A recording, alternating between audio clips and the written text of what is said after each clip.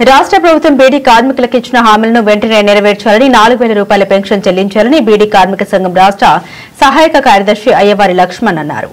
రామయ్యంపేటలో ఏర్పాటు చేసిన మీడియా సమావేశంలో ఆయన మాట్లాడుతూ బీడీ కార్మికులకు నెలకు 26 రోజుల పని దినాలు కల్పించాలని, కేంద్ర ప్రభుత్వం 6000 రూపాయల పెన్షన్ ఇవ్వాలని ఆయన డిమాండ్ చేశారు.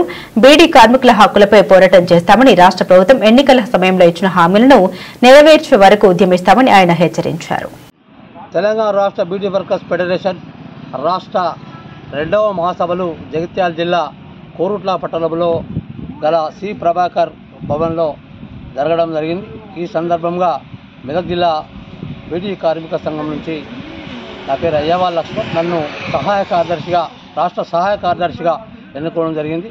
అదేవిధంగా నాతో పాటు రాష్ట్ర కార్యవర్గ సభ్యురాలుగా జీడి బాలలక్ష్మి, అదేవిధంగా రాష్ట్ర కౌన్సిల్ మెంబర్లుగా కె పార్వతి, అదేవిధంగా మహేష్ని ఎన్నుకోవడం జరిగింది. ఆ యొక్క మహాసభల్లో అనేక తీర్మానాలు చేయడం జరిగింది.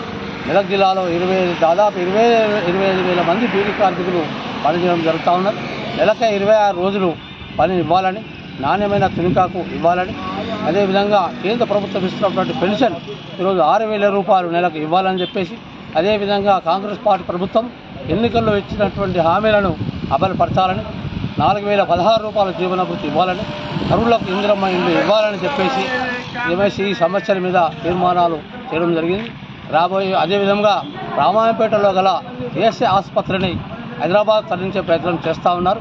ఆ యొక్క ప్రయత్నాలను విరమించుకోవాలని, అదేవిధంగా ఉమ్మడి జిల్లా సిద్దిపేట జిల్లా పిఎఫ్ కార్యాలయాన్ని కూడా మేడ్చల్ జిల్లా మల్కాజ్గిరికి తరలించే ప్రయత్నం చేస్తూ ఉన్నారు. దానివల్ల కార్మికులకు తీవ్ర నష్టము వాటిల్లే పరిస్థితి ఉన్నది. కాబట్టి వెంటనే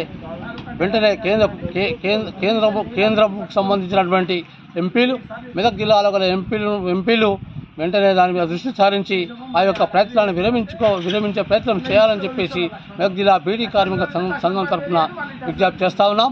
ఈ రాబోయే కాలం